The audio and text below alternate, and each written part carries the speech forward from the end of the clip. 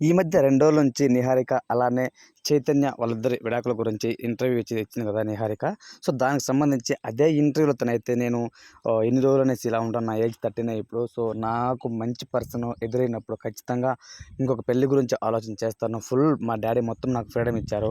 So, నాకు divorce విషయంలో కూడా మా నాన్న చాలా బాధపడతారేమో నేను అనుకున్నాను. కానీ మా నాన్న, "తల్లి నువ్వు నువ్వు ఏం తప్పు చేయవమ్మా. నీకు ఎలా అనిపిస్తే అలానే చెయ్యి" అంటూ నా తల్లి, నా తండ్రి, ముఖ్యంగా నా తండ్రి నాగబాబు గారైతే నిజంగా నాకు బాగా సపోర్ట్ చేశారు అంటూ తనైతే నిహారిక మాట్లాడిందనమాట.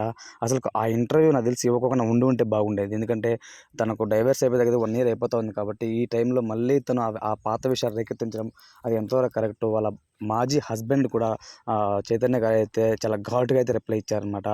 మీరు తప్పు చేసి మళ్ళీ మీ తప్పుని కప్పిపుచ్చుకునే విధంగా మళ్ళీ ఒక ఇంటర్వ్యూ తీశారు అంటూ తనైతే సెటైరికల్‌గా ఆ విధంగా తను రియాక్ట్ అయినప్పుడు మెగా ఫ్యామిలీకే కొంతవరకు చెప్పాలంటే చేదు అనుభవం చెప్పుకోవచ్చు. ఎందుకనంటే కొంతవరకు ఆ నిహారిక ఆ విషయంలో చాలా నెగటివిటీ ఏర్పడినప్పటికీ కూడా మళ్ళీ ఇప్పుడు ఆ పాత విషయాలని రేకెత్తించి నెగటివిటీకి ఇంకా ఎక్కువ దగ్గరైంది అని చెప్పుకోవచ్చు.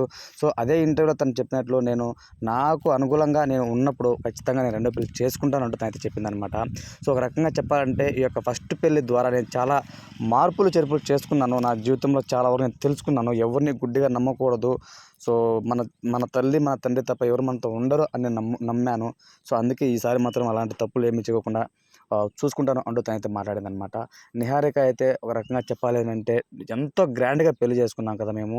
సో, అని తను చెప్పుకొచ్చింది. అంత గ్రాండ్‌గా చేసుకున్నంత మాత్రాన విడిపోతామని ఎవరు ఊహించి ఉండరు. ఎవరో తెలిసి కూడా అంత గ్రాండ్‌గా ఎవరు మ్యారేజ్ చేసుకోరు కదా!